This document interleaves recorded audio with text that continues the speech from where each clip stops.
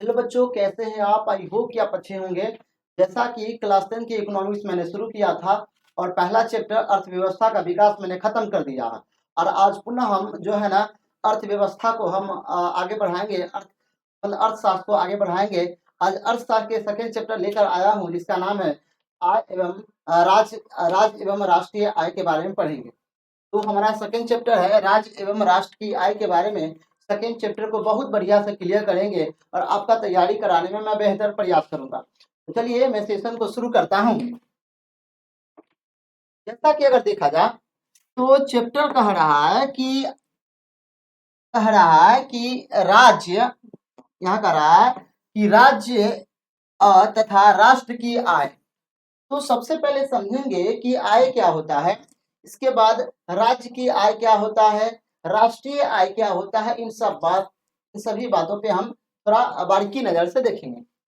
तो आय की अगर बात किया जाए, देखिए आय का मतलब होता है कि आय से वह पैसा कह रहा है कि आय से मतलब वह पैसा है जो किसी व्यक्ति, कह रहा है कि जो किसी व्यक्ति, मान लीजिए ए व्यक्ति है, मान लीजिए क्या है, ए व्यक्ति है, क्या है, मान लीजिए ए व्यक्ति है, कह रहा है कि जो किसी व्यक्ति या बिजनेस द्वारा, मतलब व्यक्ति या बिजनेस द्वारा या शारीरिक कार्य द्वारा विभिन्न स्रोतों से अर्जित किया जो आय होता है, अर्जित किया जो धन होता है, वही आय कहलाता है। मतलब कोई व्यक्ति या शारीरिक बल के माध्यम से पैसा कमा रहा है, कोई मानसिक बल के कारण पैसा कमा रहा है, कोई बिजनेस के कारण पैसा कमा रहा है, या कोई भी व्यक्ति अन्य स्रोत से पैसा कमा रहा है, जैसे डिजिटल मार्केटिंग हुआ, ब्याज हुआ। तो विभिन्न स्रोत है पैसा कमाने का, विभिन्न स्रोत है धन को अर्जित करने का। इस सभी धन को मिलाकर हम सबको क्या कहेंगे, आय कहेंगे।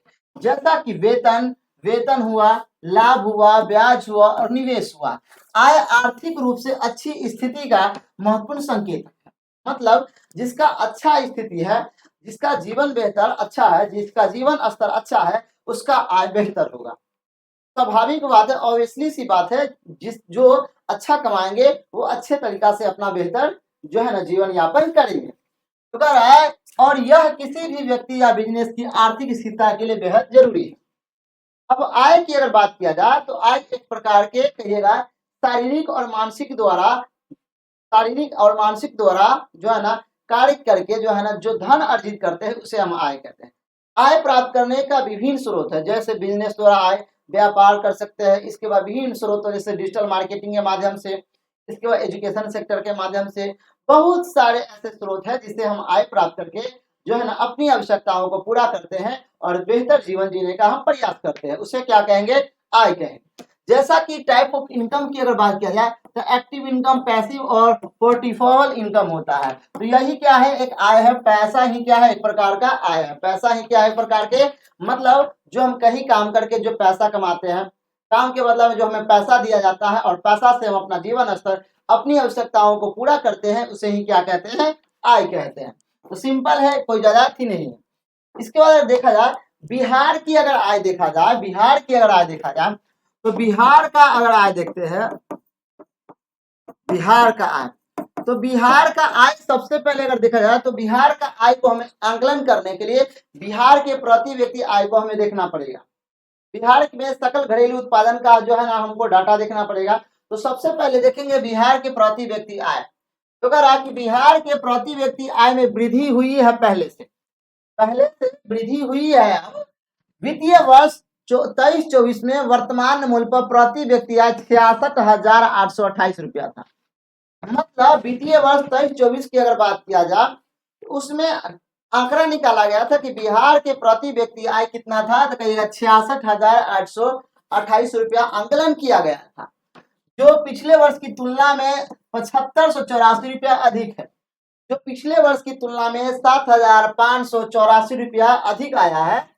हिंदुस्तान टाइम्स ने बताया है कि यदि स्थिर मूल्य पर भी प्रति व्यक्ति आय में 2570 रुपया की वृद्धि हुई है, जो 36,333 रुपया हो गई थी। बिहार की आर्थिक विकास 14.5% है। तो बिहार की जो आर्थिक विकास है धीरे धीरे ग्रोथ कर रहा है। क्यों ग्रोथ करेगा, क्योंकि बिहार में जो है ना धीरे धीरे क्या इंफ्रास्ट्रक्चर सही हो रहा है। बिहार में जो अदर स्टेट की कंपनी, अडानी की कंपनी लग रहा है, अंबानी की कंपनी धीरे धीरे लगाया जा रहा है। बिहार की सरकार रोजगार पे जो है ना लोगों को प्रोत्साहित किया जा रहा है। तो इससे बिहार का प्रति व्यक्ति आय धीरे धीरे बढ़ता जा रहा है। और बिहार धीरे धीरे जब बढ़ेगा तो बिहार का राष्ट्रीय आय भी, बिहार का जो है ना बिहार का जो आय राष्ट्रीय आय में भी बड़ा योगदान देगा। और बिहार का जो है ना जीडीपी भी ठीक रहेगा और राष्ट्र के जीडीपी में भी बिहार का योगदान अच्छा रहेगा। विस्तार से अगर बात किया जाए तो बिहार की अर्थव्यवस्था में सुधार हो रहा है और इसका सीधा असर प्रति व्यक्ति आय पर पड़ रहा है। मतलब जिस प्रकार अगर मान लीजिए बिहार का जो है ना, बिहार का अगर अर्थव्यवस्था सुधरेगा तो बिहार के सभी व्यक्तियों का आय क्या होगा, बढ़ेगा। बिहार में लोग क्या होंगे, उनका आय बढ़ेगा। जब उनका आय बढ़ेगा तो वो अच्छा जीवन जिएगा, उनका जीवन स्तर अच्छा होगा। प्रभात खबर के अनुसार वर्तमान में मूल्य पर 22-23 में देखा जाए तो 59,244 रुपया प्रति व्यक्ति आया था और 23 में 66,828 रुपया हो गया था। मतलब इसमें कितना की बढ़ोतरी हुआ था, 7,584 रुपया का बढ़ोतरी हुआ है। मतलब बिहार का जो है ना अर्थव्यवस्था धीरे धीरे बेहतर होते जा रहा है। आगे है स्थिर मूल्य पर अगर देखा जाए, फिक्स मूल्य पर अगर देखा जाए तो 22-23 में 33,763 रुपया था और वही अगर देखा जाए तो 23-24 में बढ़कर देखा जाए 36,333 रुपया। मतलब अगर देखा जाए तो 2,570 रुपया की वृद्धि हुआ है।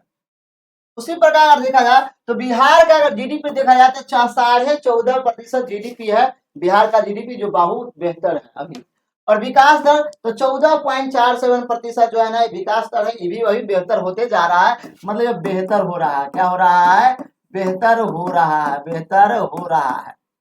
यह वृद्धि राज्य के लिए एक सकारात्मक संकेत है। मतलब अच्छा सकारात्मक सोच है, सकारात्मक संकेत है। हालांकि राष्ट्रीय आय में भी अभी कम है, राष्ट्रीय आय से भी अभी क्या है, कम है। राष्ट्रीय आय से क्या है, अभी एक कम है बिहार की आय। प्रति व्यक्ति आय में वृद्धि के कारण देखा जाए, प्रति व्यक्ति आय में अगर वृद्धि का कारण देखा जाए तो आर्थिक विकास में तेजी, आर्थिक विकास में तेजी मतलब जो लोग ज्यादा काम करेंगे, ज्यादा समय देंगे तो ज्यादा पैसा कमाएंगे। तो काम के ऊपर कह रहा है कि आर्थिक विकास में तेजी। अगर आपका आर्थिक विकास हो रहा है तो प्रति व्यक्ति आय भी आपका क्या होगा, बेहतर ही होगा। आगे राज्य सरकार द्वारा सामाजिक सेवाओं पे अधिक व्यय।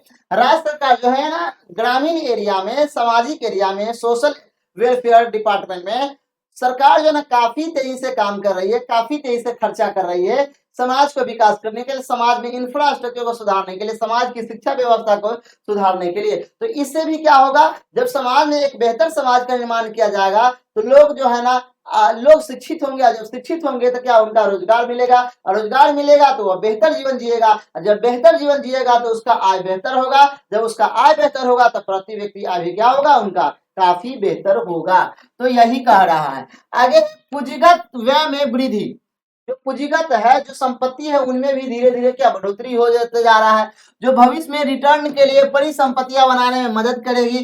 कृषि हुआ, उद्योग हुआ और सेवा क्षेत्रों में काफी सुधार हुआ है। सबसे अधिक देखा जाए तो सबसे अधिक बिहार में सेवा क्षेत्रों में सुधार होते जा रहा है। और कृषि सेक्टर में सरकार ने कृषि के लिए, कृषि सेक्टर में जो है ना काफी अधिक सरकार जो है ना बड़े स्तर पे काम चला रही है। बड़े स्तर पे जो है ना कृषि सेक्टर में सरकार व्यय कर रही है। तो इससे भी क्या होगा, बिहार का अर्थव्यवस्था सुधर रहा है। इसके उद्योग सेक्टर, बिहार में धीरे धीरे उद्योग को भी अब जो है ना स्थापना किया जा रहा है। जब उद्योग बिहार में धीरे धीरे आएगा, जब बिहार में धीरे धीरे उद्योग आएगा तो बिहार का अर्थव्यवस्था, बिहार की प्रति व्यक्ति आय क्या होगा, बेहतर होने लगेगा। आगे है बिहार में कृषि। बिहार में जो भी कृषि होती है उस कृषि को जो है ना, उस कृषि को वैज्ञानिक तरीका से कृषि पे जोड़ देना चाहिए सरकार को। वैज्ञानिक तरीका से कृषि को जो है ना जोड़ देना चाहिए और ऑर्गेनिक रूप से, ना कि इनऑर्गेनिक। बिहार में जितने भी कृषि है सब कृषि को ऑर्गेनिक पर, ऑर्गेनिक कंपाउंड पर डिपेंड करना चाहिए। मतलब कार्बनिक पदार्थों पे आधारित करना चाहिए। ज्यादा अकार्बनिक पदार्थ का इस्तेमाल इसमें नहीं करना चाहिए, क्योंकि क्या होता है कि अगर इनऑर्गेनिक अगर इस्तेमाल करते हैं, इनऑर्गेनिक पदार्थ का अगर इस्तेमाल करते हैं तो उसमें भी क्या है कि खेत में की उर्वरता शक्ति होती है वो कम हो जाती है। और जब कम होगी तो आपको बार बार जो है इनऑर्गेनिक कंपाउंड आपको देना पड़ेगा। जैसे कि आप पंजाब में जाइएगा तो पंजाब में बिना यूरिया के जो है ना, बिना यूरिया के धान गेहूं नहीं होता है, क्योंकि वहाँ की जो मिट्टी है, यहाँ की उर्वरता की, वहाँ की जो मिट्टी की उर्वरता काफी कम हो गई है, वहाँ नाइट्रोजन अधिक मांगता है जो है ना भूमि। तो यहाँ बिहार में जो है ना कृषि को जो है ना वैज्ञानिक तरीका से कृषि पे जोर देना चाहिए। आगे अगर देखा जाए तो आगे है राष्ट्रीय आय क्या है। राष्ट्रीय आय क्या है, तो राष्ट्रीय आय के बारे में थोड़ा समझते हैं। तो राष्ट्रीय आय का अर्थशास्त्र में एक महत्वपूर्ण अवधारणा है राष्ट्रीय आय। अर्थशास्त्र में राष्ट्रीय आय का मतलब होता है देश की कुल जनसंख्या बटे। चलिए राष्ट्रीय आय के बारे में थोड़ा समझते हैं। यह अनिवार्य एक देश के भीतर, मान लीजिए ये हमारा क्या है, ये हमारा इंडिया है, ये हमारा क्या है, ये हमारा इंडिया है। तो एक देश के भीतर अवधि के दौरान सभी वस्तुओं और सेवाओं के कुल मूल्य को मापता है। मतलब जिस देश में रहते हैं उस देश के जितने भी वस्तुएं हैं, सभी उस वस्तु के मूल्य के मौद्रिक मूल्य को क्या करेंगे, ऐड कर देंगे। ऐड करने के बाद जो भी संपत्ति का निर्माण होगा, जो भी संपत्ति, जो भी वैल्यू निकलेगा, वो वैल्यू क्या कहलाएगा, राष्ट्रीय आय कहलाएगा। क्या कहलाएगा, राष्ट्रीय आय कहलाएगा। आमतौर पर एक जो है ना वर्ष में इसे मौद्रिक संदर्भ में दर्शाई गई देश की समग्र आर्थिक गतिविधियां के रूप में सोचते हैं। मतलब देश में जो भी क्रियाएं हो रहा है, सभी क्रियाओं को मौद्रिक रूप में अगर बदल लेते हैं, जो वैल्यू आएगा मौद्रिक रूप का, वही क्या कहलाएगा भैया, राष्ट्रीय आय कहलाएगा। मतलब देश की संपत्ति कहलाएगा, राष्ट्र की संपत्ति कहलाएगा। आगे अगर देखा जाए तो यहाँ आपको बेहतर ढंग से समझाने में मदद करने के लिए एक वितरण जो है ना दिया गया है। यहाँ कुछ मैंने पॉइंट यहाँ पे नोट किया है, जैसा कि सकल घरेलू उत्पादन कह रहा है, जीडीपी की अगर बात किया जाए, सकल घरेलू उत्पादन की अगर बात किया जाए, तो यह राष्ट्रीय आय का सबसे आम मतलब माप है। सकल घरेलू उत्पादन का देखा जाए तो राष्ट्रीय आय को मापने का सबसे सिंपल तरीका और सबसे सरल तरीका सकल घरेलू उत्पादन है, जीडीपी है, ग्रॉस डोमेस्टिक प्रोडक्ट। मतलब अपने घर में, अपने देश के अंदर में जिन सभी वस्तुओं को उत्पादन करते हैं उनका जो वैल्यू बनता है उसे सकल घरेलू उत्पादन कहते हैं। करा है यह एक विशिष्ट अवधि के दौरान, मतलब किसी निश्चित समय के दौरान, किसी देश की सीमाओं के भीतर, मतलब अपने देश के सीमाओं के भीतर की बात किया जा रहा है, उत्पादित सभी आंतरिक वस्तुओं और सेवाओं के कुल बाजार मूल्य का प्रतिनिधित्व करता है। मतलब देश के भीतर जितने भी बाजार मूल्य का वैल्यू है, सभी मूल्य को जब इकट्ठा करेंगे और सभी का वैल्यू निकालेंगे, जो वैल्यू निकलेगा भैया वो क्या कहलाएगा, सकल घरेलू उत्पादन कहलाएगा। ये क्या है, राष्ट्रीय आय का आंकलन करने के सबसे अच्छा तरीका है। राष्ट्रीय आय को आंकलन करने का प्रति व्यक्ति आय भी बेहतर तरीका है, शिक्षा भी बेहतर तरीका है, इसके बाद जीवन स्तर, जीवन प्रत्याशा भी क्या है, बेहतर तरीका है राष्ट्रीय आय को मापने के लिए। आगे अगर देखा जाए सकल घरेलू उत्पाद जीएनपी, सकल घरेलू यह किसी देश की निवासियों द्वारा अर्जित कुल आय को मापता है, भले ही आय कहीं से भी अर्जित किया हो। मतलब आप देश में है, देश के भी आय है, लेकिन आप किसी भी देश से अर्जित किए हैं आय, तो इसमें विदेशों के नागरिकों द्वारा अर्जित आय शामिल होता है, लेकिन देश के भीतर विदेशियों द्वारा अर्जित आय शामिल नहीं होता है। मतलब आप अपने देश में हैं और आप मान लीजिए आप किसी देश में गए, वहां से आय को क्या किए, संपत्ति को अर्जित करके अपने देश में लेके आए और तब वो अपने देश में लेकर आए, तो वो भी संपत्ति क्या कहलाएगा, सकल उत्पादन, सकल राष्ट्रीय उत्पादन में ही आएगा। आगे अगर देखा जाए तो शुद्ध कह रहा है कि शुद्ध राष्ट्रीय उत्पाद जीएनपी, यह जीएनपी से मूल्यह्रास, घिसावट और अंशों के कारण संपत्ति में कमी घटा गणना की जाती है। मतलब सकल घरेलू में उत्पादन में से जीएनपी, मतलब सकल राष्ट्रीय उत्पादन में से जो मूल्यह्रास घटाएंगे वह क्या निकलेगा, शुद्ध राष्ट्रीय उत्पादन, इसका वैल्यू निकलेगा। कारक लागत पर राष्ट्रीय आय, यह एक देश के भीतर उत्पादन के कारकों जैसे भूमि हुआ, श्रम हुआ और पूंजी हुआ और उद्यमिता हुआ द्वारा अर्जित आय, कुल आय का प्रतिनिधित्व करता है। इनकी गणना अप्रत्यक्ष करो और सब्सिडी के लिए जीएनपी को समायोजित करके की जाती है। एनआई बराबर होता है एनएनपी माइनस अप्रत्यक्ष कर प्लस सब्सिडी होता है। ये तीन चीज मिलाकर होगा हो कारक लागत राष्ट्रीय आय निकाला जाता है। मतलब एनआई निकाला जाता है। क्या निकाला जाता है, एनआई निकाला जाता है।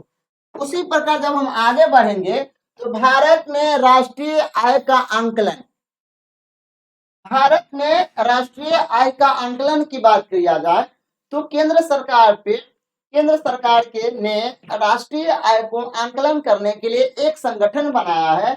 उस संगठन का नाम है केंद्रीय संख्यायिका संगठन, सेंट्रल स्टैटिस्टिकल ऑफ ऑर्गेनाइजेशन। अब यहाँ पे देखते हैं राष्ट्रीय संख्यायिका कार्यालय, नेशनल स्टैटिस्टिकल ऑफिस, एनएसओ करता है। मतलब भारत में राष्ट्रीय आय का आंकलन की अगर बात किया जाए तो कहिएगा कौन करेगा, तो कहिएगा एनएसओ करेगा। कौन करेगा? एनएसओ करेगा। कहिएगा एनएसओ क्या होता है, तो कहिएगा NSO national statistical of organisation होता है। ये क्या करेगा, तो कहिएगा ये भारत में राष्ट्रीय आय का आंकलन करेगा, राष्ट्रीय आय के बारे में हमें जानकारी देगा कि देश का राष्ट्रीय आय कितना। सिंपल है, कह रहा है कि नेशनल स्टैटिस्टिकल ऑफिस करता है जो सांख्यिकी और कार्यक्रम क्रियान्वयन मंत्रालय, ministry of statistical and program implementation के अधीन है। एनएसओ विभिन्न स्रोतों में डेटा एकत्र करता है और राष्ट्रीय आय के अनुमानों की गणना करता है। मैं वही आपको बोल रहा हूं कि ये क्या करेगा कि देश के विभिन्न पहलुओं को ध्यान में रखते हुए, विभिन्न उत्पादन वस्तुओं को ध्यान में रखते हुए, विभिन्न वस्तुओं को वैल्यू को ध्यान में रखते हुए देश के जो है ना सभी राज्य से आंकड़ा निकालता है और आंकड़ा निकालने के बाद जो है ना सीएनएसओ नेशनल स्टैटिस्टिकल ऑफ ऑर्गेनाइजेशन सभी को मिलाकर एक वैल्यू ज्ञात करता है जिसे हम राष्ट्रीय क्या कहते हैं, राष्ट्रीय आय कहते हैं। क्या कहेंगे? राष्ट्रीय। तो क्वेश्चन पूछेगा कि राष्ट्रीय आय का आंकलन कौन करेगा, तो कहिएगा कौन करेगा? नेशनल स्टैटिस्टिकल ऑफिस करेगा। मतलब सीएसओ करेगा। कौन करेगा? सीएसओ, मतलब सेंट्रल स्टैटिस्टिकल ऑफिस भी करेगा। इसे सीएसओ भी कहेंगे, सेंट्रल स्टैटिस्टिकल ऑफ ऑर्गेनाइजेशन कहेंगे। सेंट्रल मतलब केंद्रीय संख्या का संगठन कहते हैं, या इसे नेशनल स्टैटिस्टिकल ऑफ ऑफिस भी कहेंगे भैया। इसका और देखा जाए तो 2 जून 1954 को जो है ना इसका गठन हुआ। तो क्वेश्चन पूछेगा एनएसओ या सीएसओ का गठन कब होता है, तो कहिएगा 2 जून 1954 को गठन होता है। और इसका हेड क्वार्टर की अगर बात किया जाए, हेड क्वार्टर तो कहिएगा ये नई दिल्ली में हेड क्वार्टर है। कहाँ है? नई दिल्ली में। कहाँ इसका हेड क्वार्टर है? कहाँ है? नई दिल्ली में इसका हेड क्वार्टर है बउआ। चलिए, कहाँ इसका हेड क्वार्टर, तो कहिएगा नई दिल्ली में इसका हेड क्वार्टर है। प्रोफेसर अल्फ्रेड मार्शल जो है ना एक अर्थशास्त्री है, अर्थशास्त्र में विद्वान है। उन्होंने अपना अवधारणा दिया है। चलिए, अर्थशास्त्र में एक बहुत ही महत्वपूर्ण व्यक्ति थे। इनके कई योगदान है जिन्हें अर्थशास्त्र को आज के रूप में आकार दिया गया है। जहां यहाँ इनके कुछ मुख्य योगदान दिए गए हैं। देखा जाए तो इधर आपूर्ति और मांग का सिद्धांत इन्होंने दिया।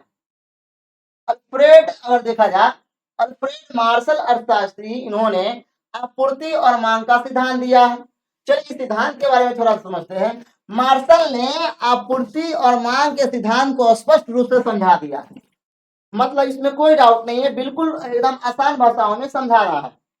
कह रहा है कि उन्होंने बताया है कि बाजार में कीमतें कैसे पूर्ति और मांग की ताकतों के बीच में संतुलन से निर्धारित करता है।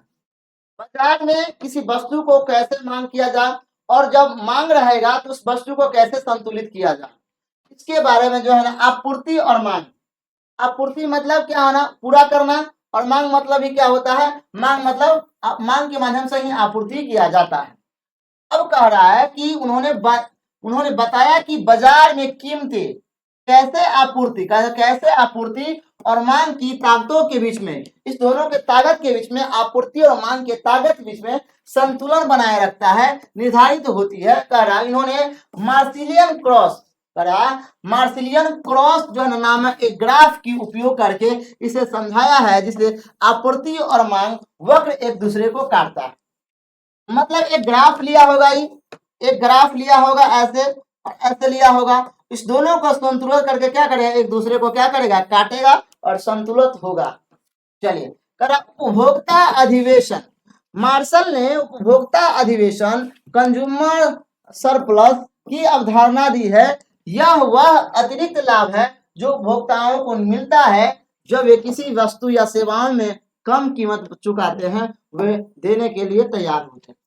तो ये भी जो है ना मार्शल ने ही सिद्धांत दिया है, उपभोक्ता अधिशेष का उत्पादन। उत्पादन के कारक अगर देखा जाए तो इन्होंने उत्पादन के कारकों को फैक्टर ऑफ प्रोडक्शन के बारे में भी विश्लेषण किया। कौन? मार्शल ने किया है। कौन किया है? मार्शल ने किया है। तो यहां से कई क्वेश्चन पूछेगा आपके एग्जाम में। प्रश्न पूछेगा राष्ट्रीय आय के आंकलन कौन करेगा? तो कहिएगा राष्ट्रीय आय का आंकलन की अगर बात किया जाए तो राष्ट्रीय आय का आंकलन करेगा CSO करेगा। कौन करेगा? CSO या NSO central statistical of organisation करेगा या नेशनल स्टैटिस्टिकल ऑफ ऑफिस भी करेगा। इसका गठन अगर करेगा 2 जून 1954 को इसका गठन हुआ है। हेडक्वार्टर के बाद हेडक्वार्टर इसका नई दिल्ली में हेडक्वार्टर है। आगे अगर देखा जाए प्रोफेसर केन्स के अनुसार प्रोफेसर केन्स कहता है कि Y बराबर होता है राष्ट्रीय आय। Y बराबर क्या होता है? Y बराबर होता है राष्ट्रीय आय, C बराबर उपभोक्ता व्यय होता है और I बराबर विनियोग होता है। तो यहाँ प्रोफेसर केन्स कहा है कि राष्ट्रीय आय क्या होता है? तो कहता है कि उपभोग व्यय प्लस विनियोग को जब जोड़ेंगे ना तो क्या हो जाएगा? राष्ट्रीय आय हमें प्राप्त हो जाएगा। किसके अनुसार? प्रोफेसर केन्स के अनुसार। प्रोफेसर केन्स के अनुसार राष्ट्रीय आय बराबर होता है उपयोग व्यय बट्टे विनियोग होता है। उपयोग व्यय बट्टे विनियोग होता है, जहां Y बराबर होता है राष्ट्रीय आय होता है, C बराबर उपभोग व्यय होता है और I बराबर विनियोग होता है। तो इतना चीज आपको याद करके रखना। आगे अगर देखा जाए तो कह रहा है राष्ट्रीय आय की अगर धारणा, तो राष्ट्रीय आय की धारणा 3 भागों में बांटा गया। मतलब राष्ट्रीय आय को हमें ज्ञात करने के लिए, राष्ट्रीय आय को हमें प्राप्त करने के लिए 3 तरीका है। पहला अगर देखा जाए तो पहला है सकल घरेलू उत्पादन। पहला क्या है? सकल घरेलू उत्पादन पहला है।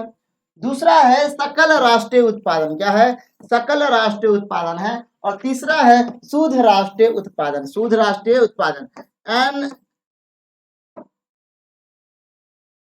शुद्ध राष्ट्रीय उत्पादन, शुद्ध NNP होता है। NNP इसको कहते हैं। इसके बाद GNP होता है, GNP। इसके बाद GDP होता है, GDP होता है। मतलब सकल घरेलू उत्पादन को ग्रॉस डोमेस्टिक प्रोडक्ट कहेंगे, इसे सकल घरेलू उत्पादन कहेंगे। दूसरा है सकल राष्ट्रीय उत्पादन कहेंगे, GNP ग्रॉस नेशनल प्रोडक्ट कहेंगे। और तीसरा होता है शुद्ध राष्ट्रीय उत्पादन, नेट नेशनल प्रोडक्ट होता है। तो आपको मालूम है सकल घरेलू उत्पादन क्या है कि एक वर्ष की अवधि में उत्पादित सभी वस्तुएं एवं सेवाओं को मूल को क्या कहेंगे? सकल घरेलू उत्पादन कहेंगे। सकल राष्ट्रीय उत्पादन देश के एक वर्ष की अवधि में देश के भीतर सभी उत्पादन एवं वस्तुओं के मौद्रिक मूल्य को योग क्या कहेंगे? सकल राष्ट्रीय उत्पादन कहेंगे। मतलब GNP में से जो वैल्यू, अगर GNP में से जो अतिरिक्त वैल्यू निकालेंगे तो क्या कहलाएगा? शुद्ध राष्ट्रीय क्या कहेगा? शुद्ध राष्ट्रीय क्या कहलाएंगे? शुद्ध राष्ट्रीय उत्पादन कहेंगे। मतलब इसमें से इसमें वैल्यू घटा देंगे तो ए वैल्यू निकल जाएगा, शुद्ध राष्ट्रीय उत्पादन निकल जाएगा। चलिए इसको थोड़ा देखते हैं। सकल घरेलू उत्पादन कह रहा है कि सकल घरेलू उत्पादन क्या है? तो आपको बताया है कि सकल घरेलू उत्पादन क्या है। GDP किसी देश की अर्थव्यवस्था को, स्वास्थ्य को मापने का एक महत्वपूर्ण तरीका है। किसी भी अर्थव्यवस्था को मापने के लिए क्या है? सबसे महत्वपूर्ण तरीका है, आसान तरीका है। कह रहा है यह एक विशिष्ट अवधि में, मतलब यह एक विशिष्ट एक निश्चित समय में, आमतौर पर एक वर्ष में, कितने वर्ष में? एक साल में, किसी देश की सीमा के भीतर, ये मान लीजिए भारत है, एक वर्ष के अंदर इस भीतर भारत के अंदर उत्पादित सभी अंतिम वस्तुओं और सेवाओं के कुल मौद्रिक मूल्य का बाजार का मूल्य होना चाहिए। मतलब इस देश में जितने भी वस्तु का उत्पादन हुआ है, सभी का मौद्रिक मूल्य जो है ना, मौद्रिक मूल्य बाजार वाला होना चाहिए। कैसा होना चाहिए?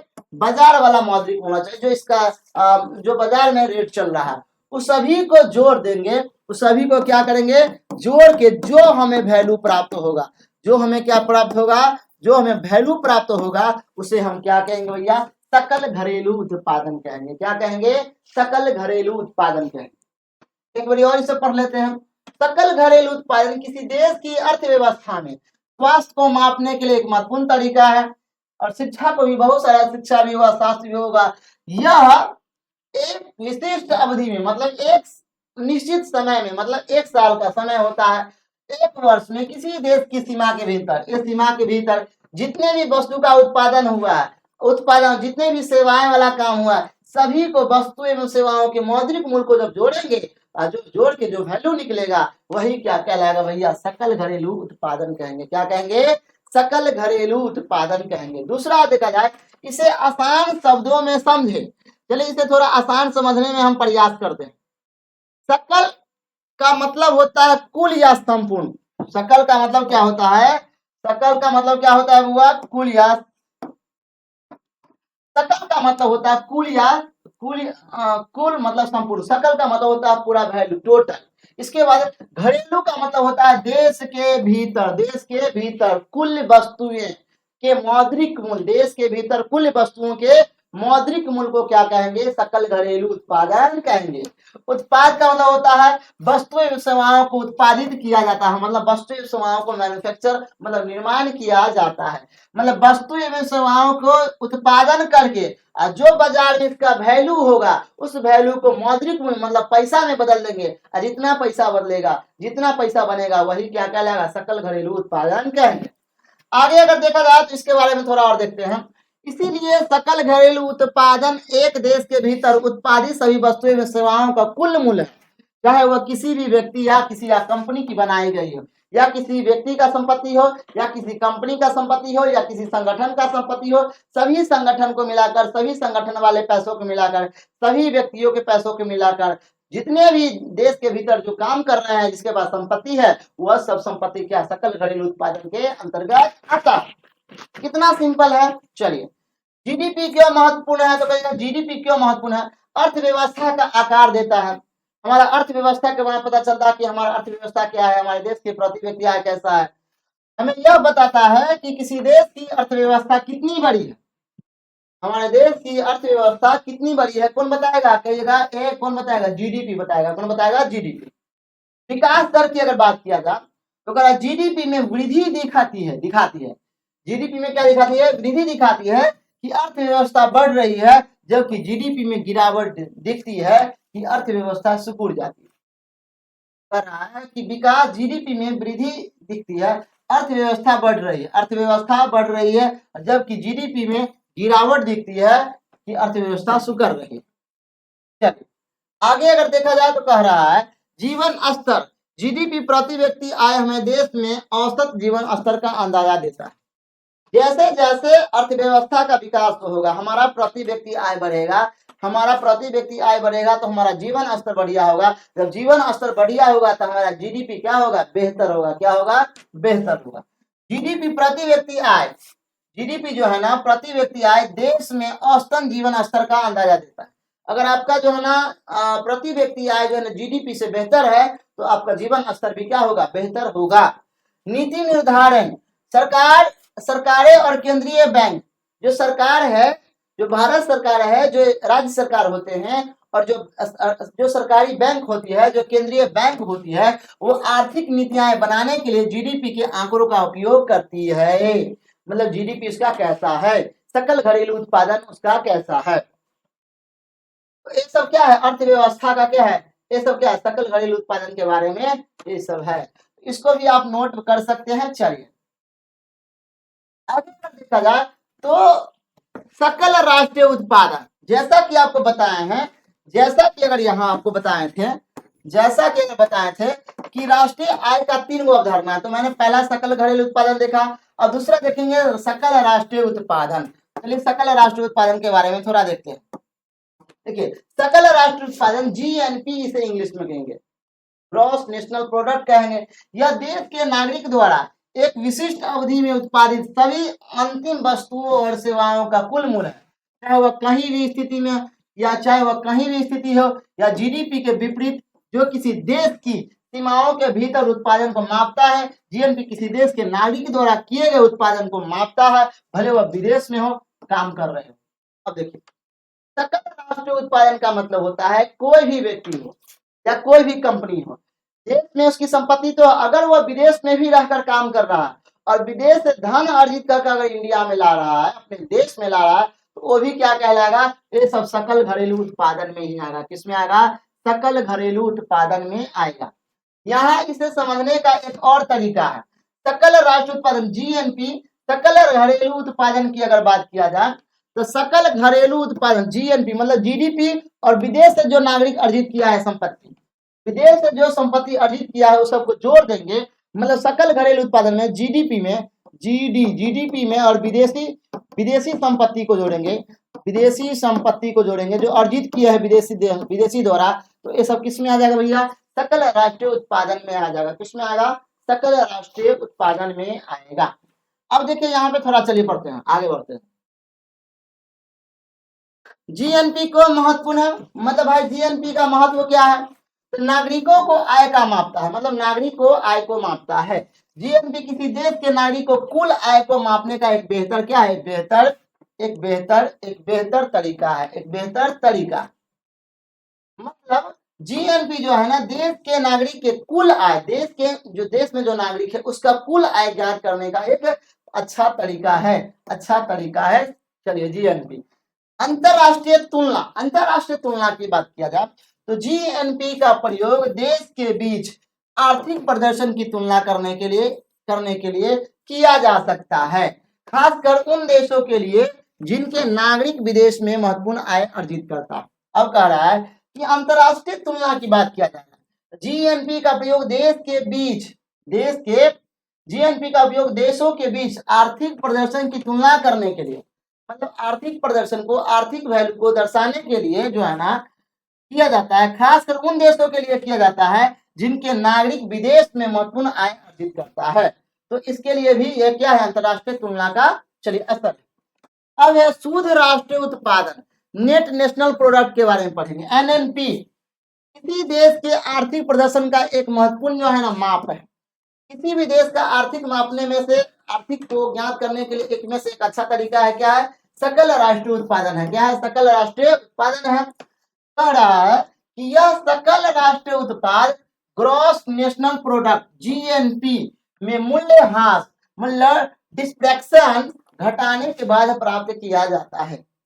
मतलब कह रहा है कि किसी देश के आर्थिक प्रदर्शन का वह महत्वपूर्ण माप है जो सकल राष्ट्रीय उत्पाद मतलब जीएनपी में से जो है ना ग्रॉस नेशनल प्रोडक्ट मतलब जीडीपी से में से जीएनपी घटा देंगे।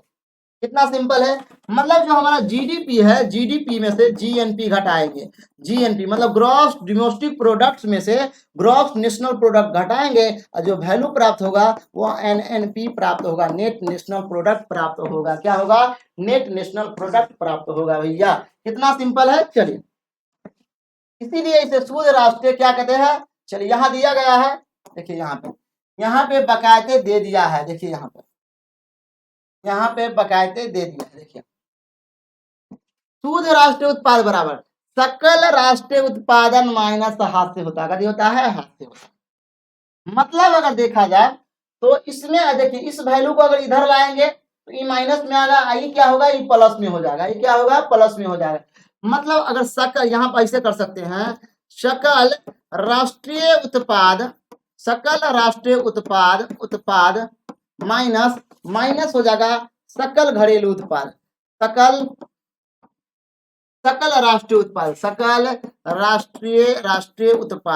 राष्ट्रीय उत्पाद दोनों में से घटा देंगे। घटाने के बाद ये वैल्यू प्राप्त होगा मूल्यह्रास, मतलब जो घटेगा, जो वैल्यू घटेगा वो क्या निकलेगा, मूल्यह्रास निकलेगा।